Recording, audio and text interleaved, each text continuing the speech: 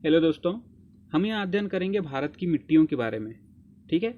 भारत में विभिन्न प्रकार के क्षेत्र हैं। काफ़ी बड़ा यहाँ पे आप देख सकते हैं, काफ़ी बड़ा जो भारतीय प्रायद्वीप है। तो इतने बड़े प्रायद्वीप में विभिन्न वर्षा की मात्रा एवं विभिन्न जो तापमान में परिवर्तन के कारण मिट्टियों में भी परिवर्तन पाए जाते हैं। तो इन्हीं हम एक एक मिट्टियों के बारे में यहाँ पे अध्ययन करेंगे। तो आइए चलते हैं। जो मृदा है, जिसे सॉइल भी कहा जाता है, इसका नामकरण लैटिन भाषा के सोलम से निकला हुआ है। ठीक है। इसका जो शब्द है, यह मृदा नामक या सॉइल, यह लैटिन भाषा के सोलम शब्द से निकला है, जिसका अर्थ होता है फर्श अर्थात जमीन। ठीक है। तो इस प्रकार से मृदा का निर्माण हुआ है या मृदा शब्द का निर्माण हुआ है। मृदा के वैज्ञानिक अध्ययन को पेडोलॉजी कहा जाता है। ठीक है।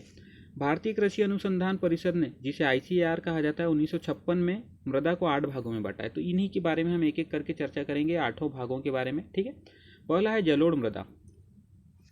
भारतीय पूरे क्षेत्र का अगर देखें तो 40% जलोढ़ मृदा है। ठीक है। जो कि अधिकतर नदीय मैदानों में पाया जाता है। जैसे कि आप देख सकते हैं, ये गंगा का मैदान हो गया। इसके अलावा यहाँ पे ब्रह्मपुत्र का मैदान हो गया। और भी जो छोटी छोटी नदियाँ हैं, प्रायद्वीप में भी नदियाँ हैं। ठीक है। तो ये सारी जो नदियों के जो किनारे हैं, ये मैदानी क्षेत्र का निर्माण करते हैं। तो इनके द्वारा ही जलोढ़ मृदा का निर्माण किया जाता है। इसको अन्य नाम इसका डेल्टाई मृदा भी कहते हैं, क्योंकि ये ज़्यादातर मात्रा में नदी के डेल्टा वाले क्षेत्र में भी पाए जाते हैं। ठीक है। इसमें पोटास की अधिकता होती है। जलोढ़ मृदा में पोटास की अधिकता होती है, जबकि फास्फोरस की कमी होती है। ठीक है। इसका रंग जो है धूसर से राग धूसर तक का होता है। वर्गीकरण अगर देखें तो जलोढ़ मृदा को 2 भागों में बांटा जाता है, प्राचीन जलोढ़ मृदा और नवीन जलोढ़ मृदा। प्राचीन जलोढ़ मृदा वे जो पहले काफ़ी समय पहले ही नदियों के द्वारा निक्षेपित कर दिया गया है, जो कि वर्तमान में अभी ज़्यादा काम का जो है नहीं रहा। परंतु जो नवीन जलोढ़ मृदा है, जो नदियों के द्वारा नए नए तौर पे जो लाए जाते हैं। ठीक है। और उनको निक्षेपित किया जाता है। तो इन नवीन जलोढ़ मृदा को भी 2 भागों में बांटा है। पहले तो है बांगर। बांगर वे होते हैं जो कुछ समय पहले ही लाकर यहाँ पे निक्षेपित कर दिए गए हैं। ठीक है। जिस प्रकार से जो प्राचीन जलोढ़ मृदा है, तो उन प्राचीन के बाद में लाकर, जो कि बांगर जो कहलाता है, इसे लाकर अपने इस प्रकार से मान लीजिए नदी यहाँ पे बह रही है, तो यह इस क्षेत्र में लाकर पहले ही यहाँ पे जमा कर चुकी है, ये बांगर कहलाता है। अभी ये नदी गहराई में बह रही है, इसलिए ये काफ़ी पास में अपने मिट्टी का निक्षेपित करती है, इसलिए यहाँ पे जो मिट्टी आती है इसे खादर कहा जाता है। ठीक है। तो बांगर में कैल्शियम कार्बोनेट और सोडियम ये पाए जाते हैं। ठीक है। क्षारीय होता है ये जो कैल्शियम कार्बोनेट, इसी की वजह से पूरा बांगर जो मिट्टी है वो क्षारीय होता है। इसमें जो पोटेशियम है और फास्फोरस है, इसकी अधिकता होती है, और नाइट्रोजन और जीवाश्म की कमी होती है। ठीक है। तो बांगर जो मिट्टी होती है, ये इसके गुणधर्म होते हैं।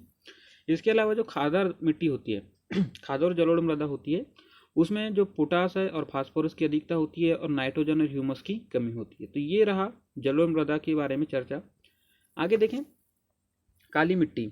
काली मिट्टी जो है, इसे यह बेसाल्टिक लावा के चादरी निक्षेप से निर्मित हुई। अर्थात जब यह जो भारत भूमि में यहाँ पे ज्वालामुखी का विस्फोट होने के पश्चात जो बेसाल्टिक लावा है, उसका जब प्रसार हुआ पूरे भारतीय भूभाग पे, जहाँ जहाँ भी ये मिट्टी फैली, तो उसी के फलस्वरूप काली मिट्टी का निर्माण हुआ। ठीक है। इसमें जो है लौह तत्व की अधिकता होती है। इसके अलावा कैल्शियम, मैग्नीशियम और एल्युमिनियम भी यहाँ काफ़ी मात्रा में पाए जाते हैं। इसका अगर क्षेत्र देखें तो ये महाराष्ट्र वाले क्षेत्र में अधिकतर पाया जाता है। ठीक है। इसके अलावा कठियावाड़ और मालवा वाले क्षेत्र में भी ये पाया जाता है। झारखंड के अगर राजमहल क्षेत्र में देखें तो यहाँ भी ये क्षेत्र पाया गया है। इसके अलावा बैनगंगा पैनगंगा नदी के घाटी क्षेत्र में भी ये पाया जाता है। इसका जो काला रंग है, ठीक है, यह चूंकि बेसाल्टिक लावा का चादरीय प्रवाह है, इस वजह से इसका काला रंग की वजह से इसे काली मिट्टी भी कहा जाता है। और ये जो इसका जो महत्वपूर्ण गुण है, नमी का अवशोषण और जो क्षय है, वह काफ़ी धीमे गति से करता है। इसलिए यह जो पौधों को काफ़ी समय तक यह नमी प्रदान करता है। ज़्यादा मात्रा में कपास उत्पादन भी होता है इस मिट्टी में, इसलिए इसे कपासी मिट्टी भी कहा जाता है। ठीक है। गुजरात और महाराष्ट्र वाले क्षेत्र में इस मिट्टी में काफ़ी मात्रा में कपास का उत्पादन किया जाता है, इसलिए इसे कपासी मिट्टी या रेगुर मिट्टी भी कहा जाता है। आगे देखें, लाल पीली मृदा। यह रवेदार आग्नेय शैलों में से विकसित हुई है। ठीक है। इस मृदा का निर्माण ही आग्नेय शैलों से हुआ है। इसमें लौह तत्व की अधिकता होती है, जबकि नाइट्रोजन, फास्फोरस और ह्यूमस की कमी होती है।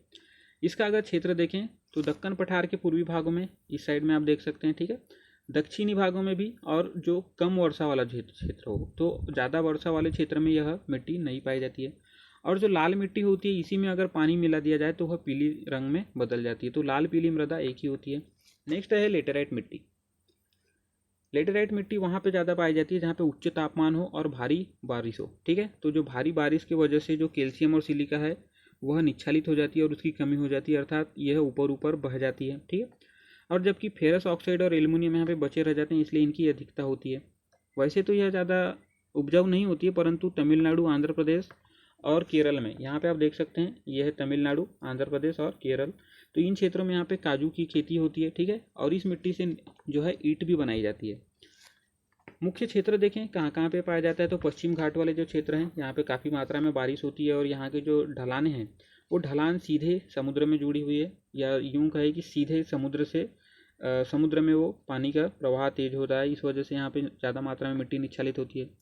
छोटा नागपुर के पठार में भी ये स्थित है कुछ कुछ जगहों पे। इसके अलावा तमिलनाडु वाले क्षेत्र है, आंध्र प्रदेश है, उड़ीसा वाला जो क्षेत्र है, ठीक है, असम में भी काफ़ी ज़्यादा मात्रा में बारिश होती है, यहाँ पे भी उत्तर पूर्वी क्षेत्र में, इसलिए यहाँ पे भी लेटेराइट मिट्टी पाई जाती है, और राजमहल पहाड़ियों में। तो इस प्रकार ये इसका क्षेत्र रहा। नेक्स्ट देखें पर्वतीय मिट्टी। पर्वत आप देख सकते हैं काफ़ी बड़ा मात्रा में पर्वत हैं यहाँ दक्षिणी प्रायद्वीप में भी यहाँ पे काफ़ी मात्रा में पर्वत हैं। तो मध्य और शिवालिक हिमालय के जो पूर्वोत्तर जो भारत है, इसके अलावा दक्षिण भारत के उपोष्ण पहाड़ी, यहाँ ये इसका क्षेत्र है। ठीक है, हमने जो चर्चा की अभी, ये पूरे क्षेत्र में जहाँ जहाँ पे पहाड़ियाँ हैं वहाँ पे पर्वतीय मिट्टी पाई जाती है।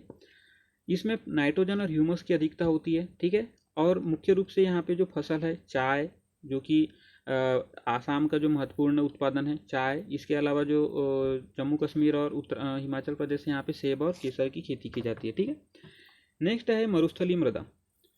मरुस्थलीय मृदा मरुस्थल वाले क्षेत्र में पाया जाता है। इसका पश्चिम राजस्थान है, ठीक है, दक्षिण हरियाणा है, इसके अलावा यहाँ पे देखें दक्षिण पंजाब में है, पश्चिम यूपी। तो इसमें खनिज और लवण अधिक होते हैं। अगर सिंचाई की जाए इसमें तो यह उपजाऊ भी हो जाता है। ठीक है, जैसे कि आप यहाँ पे उदाहरण देख सकते हैं कि जो यहाँ पे गंगा नहर के द्वारा राजस्थान में काफ़ी मात्रा में खेती भी की जा रही है, पूरा जो ज़मीन है उपजाऊ कर दिया गया है। ठीक है, तो यहाँ पे गेहूँ, कपास और सरसों, चना आदि इसके द्वारा ही उगाया जा रहा है। नेक्स्ट देखते हैं आप पीट व जैव मिट्टी। यह जो मिट्टी है अधिक वर्षा वाले क्षेत्र में, जैसे कि पश्चिम घाट अधिक वर्षा वाला जो क्षेत्र है, या यूं का उत्तर पूर्वी वाला क्षेत्र है। ठीक है, तो इस क्षेत्र में और उच्च आर्द्रता होना चाहिए, अर्थात हमेशा नमी बने रहे, इस प्रकार से क्षेत्र में ही यह पीट और जैव मृदा उत्पन्न होती है। इसमें जीवाश्म तो परमात जो बहुत सारे जीवाश्म उपस्थित रहते हैं, और ह्यूमस भी काफ़ी ज़्यादा मात्रा में रहता है। ह्यूमस के अधिक होने की वजह से इसका जो रंग है गहरा रहता है। ठीक है, इसमें लौह तत्व भी पाया जाता है और अधिक मात्रा में फास्फोरस भी पाया जाता है, और एल्युमिनियम सल्फेट भी पाया जाता है। तो ये एल्युमिनियम सल्फेट की वजह से यह पौधों के लिए हानिकारक होता है, और यहाँ पे ज़्यादा मात्रा में पौधे पनपते नहीं हैं। ठीक है, इसमें फास्फेट की कमी होती है, जबकि पोटास यहाँ पे प्रचुर मात्रा जो पोटास है और फास्फेट है इसकी कमी होती है। ठीक है, इसका जो क्षेत्र है डेल्टाई व तराई वाले जो क्षेत्र में, जैसे यहाँ पे मान लीजिए ये गंगा और ब्रह्मपुत्र का जो डेल्टा है, तो इस प्रकार के जो क्षेत्र में यह पीट व जैव मृदा पाई जाती है। ठीक है, और मैंग्रोव वनों के लिए काफ़ी महत्वपूर्ण है, परंतु वैसे तो यह उपजाऊ नहीं होती है, पौधों के लिए हानिकारक होती है, परंतु मैंग्रोव वन यहाँ पे उत्पन्न हो जाते हैं। नेक्स्ट देखते हैं, नेक्स्ट है लवणीय मृदा।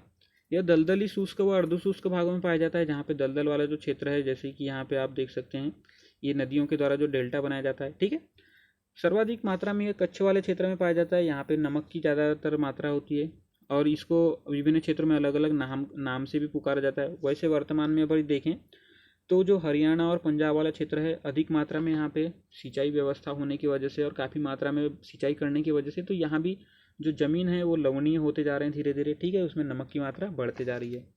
तो विभिन्न नाम, जो उत्तर प्रदेश है वहाँ पे इसे रेह या ऊसर कहा जाता है। ठीक है, हरियाणा में इसे थूर या कल्लर कहा जाता है। अभी हमने चर्चा की जैसे ज़्यादा मात्रा में सिंचाई की वजह से यहाँ भी जो लवणीय मृदा की मात्रा बढ़ते जा रही है। केरल में इसे कारी कहा जाता है। ठीक है, बिहार में इसे चोपन कहते हैं, गुजरात में इसे खार या लोपा कहा जाता है। यह अनुर्वर होती है, अर्थात लवण की अधिकता की वजह से पेड़ पौधे यहाँ पे उत्पन्न नहीं हो पाते हैं, परंतु अगर इसमें जिप्सम का प्रयोग किया जाए तो इसे उपजाऊ बनाया जा सकता है। जिप्सम इसके जो लवणीय तत्व होता है उसे ख़त्म कर देता है। ठीक है, तो ये रही हमारी चर्चा। हमने हमने पढ़ा था कि 8 भागों में बांटा गया है ICAR के द्वारा मिट्टी को। तो हमने उसी 8 प्रकार के बारे में चर्चा की, जिसमें जलोढ़ मृदा, काली मृदा, उसके बाद देखा लाल मिट्टी, लाल पीली मिट्टी, लेटराइट मिट्टी, पर्वतीय मिट्टी, मरुस्थलीय मृदा, पीट व जैव मृदा, उसके बाद लवणीय मृदा।